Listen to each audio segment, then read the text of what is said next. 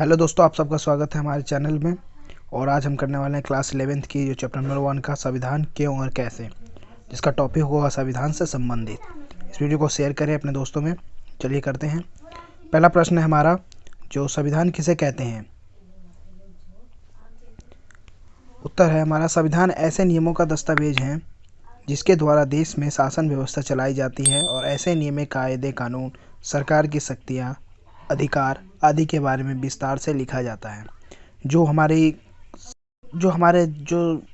देश की अर्थव्यवस्थाओं को चलाने के लिए और जो शैक्षणिक संस्थानों, जो विभिन्न संस्थानों को चलाने के लिए जो नियम कानूनें होती हैं वो संविधान से ही लिया जाता है। ऐसे में जो संविधान के द्वारा ही लिखित जो भी नियम कानून है उससे सरकार, शासन, प्रशासन चलाई जाती हैं। प्रश्न दूसरा है कि जो भारत का संविधान कब बना और कब लागू हुआ। तो भारत का संविधान 26 नवंबर 1946 में बना था और संविधान लागू हुआ था 26 जनवरी 1950 को, जो कि आपकी 26 जनवरी के रूप में आप मनाया जाता है और इसमें गणतंत्र दिवस के रूप में मनाया जाता है हमारे देश के अंदर, जिस दिन संविधान को लागू किया था। अब हमारे साथ अगला प्रश्न है, भारतीय संविधान बनाने में कितना समय लगा।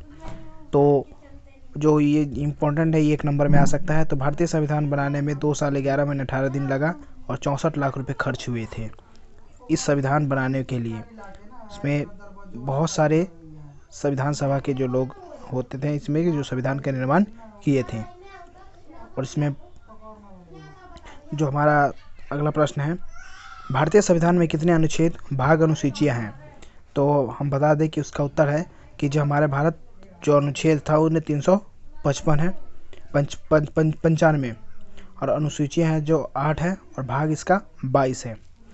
तो जो 2000, अब इसमें बता दें कि हम 2016 की जो बात करें तो इसमें कुछ बदलाव हुआ है कुछ अनुच्छेद में। तो 2016 में हुआ है 460 बढ़ गया है और अनुसूचियाँ 12 है और भाग 22 के 22 है। ये 2016 से है जो इसकी जनगणना हुई है, इस पर बातचीत लागू है, अपडेट है, इसमें कुछ बढ़ोतरी हुआ है सच।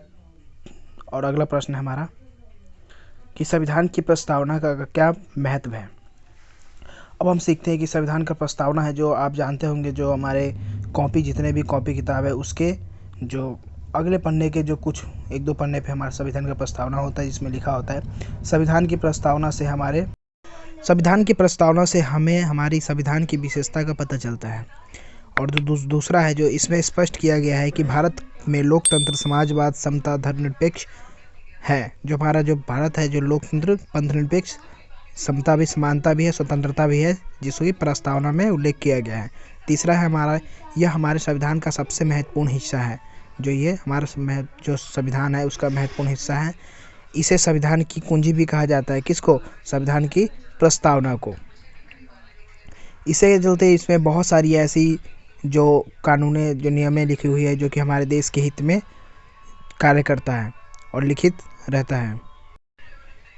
ऐसे ही बहुत सारी ऐसी जो नियमें हैं लागू रहती हैं। अगर हम करते हैं छठा क्वेश्चन, प्रश्न 6 का हमें लिखना है कि हमें संविधान की आवश्यकता क्यों पड़ती है, जिसका हमारा उत्तर होगा कि देश की शासन व्यवस्था को चलाने के लिए, देश में तालमेल बनाने के लिए, कानून व्यवस्था को बनाए रखने के लिए, देश के विकास में इनका योगदान, विभिन्न संस्थानों को चलाने के लिए और नागरिकों के हक और अधिकारों की रक्षा करने के लिए हमें संविधान की आवश्यकता पड़ती है।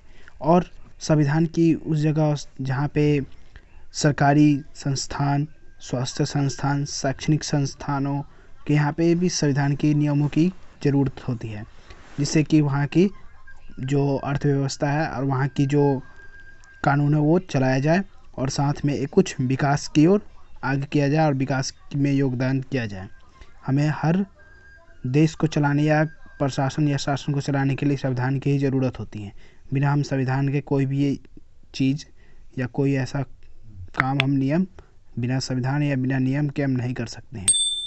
तो इसी प्रकार देश को चलाने के लिए हमें संविधान की आवश्यकता पड़ती है। तो हमारा प्रश्न 7वां है, संविधान किसने बनाया। अब आप सब बोलेंगे कि संविधान भीमराव अम्बेडकर ने बनाया था।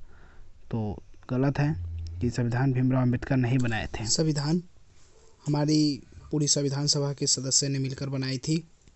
इसका आंसर है। चलिए हम अगला प्रश्न करते हैं, जो कि हमारा अगला प्रश्न है 8वां, कि संविधान सभा का स्वरूप कैसा होगा या बताओ कैसा है।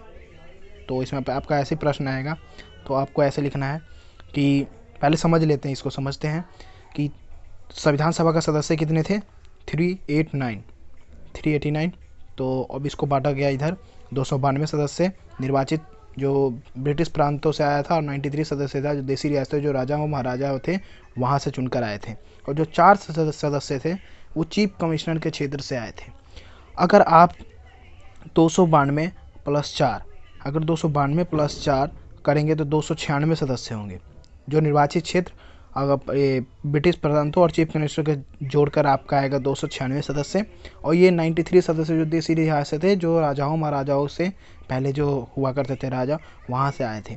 तो आप 296 और प्लस में करेंगे कितना, 93, तो हो जाएगा तुम्हारा 389 सदस्य टोटल आ जाएंगे। तो आप ये समझ गए होंगे, मुझे आशा है। और नीचे लिखा है कि संविधान सभा का चुनाव का कैबिनेट मिशन के अनुसार 1946 में हुआ। जो संविधान सभा का जो चुनाव हुआ था, कैबिनेट मिशन जहाँ पे लागू करने के लिए जो बनाए जाते हैं, कैबिनेट मिशन जहाँ पे बातचीत किया जाता है कि हाँ हमारा संविधान कैसा होना चाहिए और कैसा होना चाहिए और उसका ढाल कैसा होना चाहिए। तो ये सारा जो चुनाव कैबिनेट मिशन के अनुसार 1946 में हो गया था, जहाँ पे हमारे संविधान सभा के जो मेंबर थे, वहाँ पे सदस्य थे जो नेहरू जी, अंबेडकर जी और भीमराव अंबेडकर, ये सभी सदस्य वहाँ पर शामिल थे। तो आप ये देख सकते हैं ऐसे 292 सदस्य प्लस 4, इस प्रकार से आप समझ सकते हैं। तो मुझे आशा है कि आप ये समझ गए होंगे। अगर कोई दिक्कत है तो कमेंट ज़रूर करें। तो हम अगला प्रश्न करते हैं। हमारा अगला प्रश्न है जो संविधान सभा की पहली, दूसरी, तीसरी बैठक कब हुई थी और इसका बहिष्कार किसने किया था। तो पहला प्रश्न हमारा, जो पहली बैठक हुई थी 9 दिसंबर 1946 में, जो डॉक्टर सच्चिदानंद सिन्हा अस्थायी अध्यक्ष चुने गए थे। दूसरी बैठक थी हमारा 11 दिसंबर 1946 में हुआ था, जो डॉक्टर राजेंद्र प्रसाद स्थायी अध्यक्ष चुना गया, जिसका जो जीरादेई गाँव के हैं। तीसरी बैठक हुई थी 12 दिसंबर 1946 में, जो उद्देश्य प्रस्तावना जो पंडित जवाहरलाल नेहरू जी लाए थे, जो 22 जनवरी 1947 को लाए थे ये। तो अब जो आप इसमें ये याद कर सकते हैं, जो 9-11 इसके बीच में एक दिन का गैप हो रहा है, तो आप ऐसे याद कर सकते हैं कि 9 के बाद और जो 11 के बाद एक दिन छोड़ के बैठकें हुई थी वहाँ पे। साथ ही मुस्लिम लीग ने इसका बहिष्कार किया, उसके अपने लिए अलग देश की मांग की थी, साथ ही जो पाकिस्तान के लोग थे। आइए हम अगला प्रश्न करते हैं, जो कि हमारा अगला प्रश्न है, मुस्लिम लीग ने जब संविधान सभा को छोड़ दिया तब संविधान सभा में कितने सदस्य बचे थे। तो इसका उत्तर है 299 सदस्य बचे थे, जिन्होंने संविधान का निर्माण किया था, और बाकी सदस्य जो पाकिस्तान में चले गए थे। अब जो इसमें और लिखा है कि जो 26 नवंबर जो 1949 को जिस दिन संविधान बना था, उसी दिन ने 284 इन सदस्यों ने संविधान पर हस्ताक्षर किया था, पास किया था, और आगे करके पास करके जो हमारे लागू के लिए पूरा निर्माण किया था। कितना, 284 सदस्य।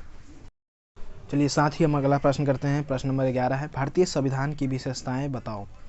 तो इसमें पहला है, दुनिया का सबसे बड़ा लिखित संविधान है, सबसे सफल संविधान है, ना तो कठोर है ना ही लचीला संविधान है, और ज़रूरत पड़ने पर इसमें संशोधन बदलाव किए जा सकते हैं। चौथा है, सार्वभौमिक बेशक मताधिकार, सभी को वोट देने का अधिकार है, अलग अलग देशों से प्रावधान जो है लिया गया है, संसदीय शासन व्यवस्था है, स्वतंत्र व निष्पक्ष चुनाव प्रणाली होती है, यहाँ पे किसी भी चुनाव में किसी का भी दबाव नहीं होता है, लोकतांत्रिक शासन व्यवस्था होती है इसमें, डेमोक्रेसी जो शासन होते हैं, सभी मौलिक अधिकार होते हैं इसमें, एकल नागरिकता होते हैं, भारत एक धर्मनिरपेक्ष देश है, यहाँ पे किसी भी धर्म को बढ़ावा नहीं दिया जा सकता है, किसी भी धर्म को राजकीय धर्म नहीं कहा गया है, और किसी भी धर्म को नीचा धर्म नहीं कहा जाता है, सभी यहाँ पे धर्म बराबर है। ये सभी संविधान की जो विशेषताएँ हैं, जो हमारा सबसे अच्छा और सबसे लचीला और सबसे बढ़िया संविधान है। आइए साथ ही करते हैं हम 12वां क्वेश्चन, जो कि भारतीय संविधान का उधार लिया गया दस्तावेज क्यों कहते हैं, या हमारा जो संविधान है जीवन दस्तावेज क्यों कहा जाता है। तो इसका उत्तर ऐसे लिखेंगे, भारतीय संविधान एक जीवन दस्तावेज है। इसे जीवंत दस्तावेज इसलिए कहा जाता है क्योंकि यह जब से लागू हुआ है तब से सफलतापूर्वक ही चल रहा है, यानी अच्छे से चल रहा है, बिना बहुत अच्छा ही चल रहा है। दूसरा है, उधार लिया गया दस्तावेज इसलिए कहते हैं क्योंकि यह एक संविधान है जिसके अन्य देशों से प्रावधान लिया गया है, जैसे अमेरिका, यूरो, जो कनाडा हो गया, आयरलैंड हो गया। यहाँ से अलग अलग देश से हमें चुनकर जो अच्छे अच्छे जो कानून नियम होते हैं वो हम अपने देश के अंदर लागू किया, प्रावधान लिया है, शामिल किए हैं। तो इसके आप ऐसे और लिख सकते हैं। इसका उदाहरण जैसे उदाहरण है, उदाहरण देख सकते हैं कि अमेरिका में मौलिक अधिकार, जो हमारा कुल मौलिक अधिकार 6 हैं: समानता, स्वतंत्रता, धार्मिक स्वतंत्र, ये जो शोषण के विरुद्ध अधिकार हैं, आप जानते होंगे। और सोवियत संघ, इसका मौलिक कर्तव्य लिया गया है। दक्षिण अफ्रीका से लिया गया संशोधन की प्रक्रिया। आयरलैंड से लिया गया राज्य की नीति निर्देशकता। तो ब्रिटेन से लिया गया सर्वाधिक मत के आधार पर चुनाव की जीत। जिसका सबसे ज़्यादा चुनाव होगा, जो मत होगा, वो सरकार बन जाएगी। फ्रांस से लिया गया स्वतंत्रता, समानता, बंधुत्व। कनाडा से लिया गया सशक्त केंद्र सरकार। ऑस्ट्रेलिया से लिया गया है प्रस्तावना की भाषा समवर्ती सूची, केंद्र राज्य के बीच शक्ति का विभाजन। और जर्मनी से लिया गया है हमारा आपातकाल। ये बहुत ही मोस्ट इम्पोर्टेंट है, आप इसको ज़रूर से ज़रूर पढ़ें, ये पेपर में 100% आने की संभावना होती है। अगर पसंद आया तो अपने दोस्तों के बीच में साझा ज़रूर करें, और लाइक और शेयर ज़रूर करें अपने दोस्तों के बीच में, ताकि और वीडियो हम बना सकें। और अगर पसंद आया, अगर जो नहीं पसंद आया वो हमारे कमेंट बॉक्स में लिख दे, मैं उसको ज़रूर आंसर देने का प्रयास करूँगा। धन्यवाद। जय हिंद। हेलो दोस्तों, अगर आप हमारे चैनल पर नए हैं तो हमारे चैनल को सब्सक्राइब करें, साथ ही बेल आइकॉन दबाएं ताकि हमारे वीडियो आप तक जल्द से जल्द पहुंच जाए।